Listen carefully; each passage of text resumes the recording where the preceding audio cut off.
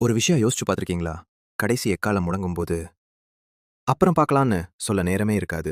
வேதாகமம் சொல்றது என்னன்னா, வானத்தில் 7 எக்காலங்கள் ஒன்றன் பின் ஒன்றாக முழங்கும். ஒவ்வொரு எக்காலமும் மனிதர்களுக்கு ஒரு கடைசி எச்சரிக்கை.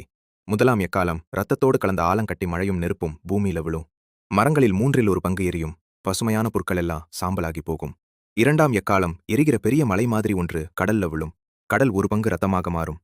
கடல் உயிர்கள் அழியும். கப்பல்கள் சேதமடையும். மூன்றாம் எக்காலம் எட்டி மரம்னு சொல்லப்படும் ஒரு பெரிய நட்சத்திரம் ஆறுகளிலும் நீரூற்றுகளிலும் விழும். நீர் கசப்பாகி அதை குடிக்கும் பலர் உயிரிழப்பார்கள். நான்காம் எக்காலம் சூரியன், சந்திரன், நட்சத்திரங்களின் வெளிச்சம் குறையும். பகலும் இரவும் முழுமையில்லாத இருளால் மூடப்படும். ஐந்தாம் எக்காலம் பாதாளத்தின் வாசல் திறக்கும். வெட்டுக்கிளிகள் போன்ற வினோதமான உயிரினங்கள் வெளியில் வரும். முத்திரையிடப்படாத மனிதர்களை 5 மாதங்கள் வரை வேதனைப்படுத்தும். ஆறாம் எக்காலம் இவ்ளோ நாள் கட்டப்பட்டிருந்த ஒரு பெரிய படை விடுவிக்கப்படுவார்கள்.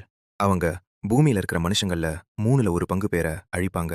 இவ்வளவு நடந்தும் கூட ஜனங்க இது ஏதோ ஒரு இயற்கை பேரிடர் அப்படின்னு சொல்லிட்டு தங்கள் இதயத்தை கடினப்படுத்திக்கிட்டு கடவுள் மேல நம்பிக்கை வைக்காம இருப்பாங்க. ஏழாம் கடைசி எக்காலம் அது முழங்கும்போது ஒரு பெரிய அறிவிப்பு. உலகத்தின் ராஜ்யங்கள் கர்த்தருடைய ராஜ்யங்களாக மாறிவிட்டது.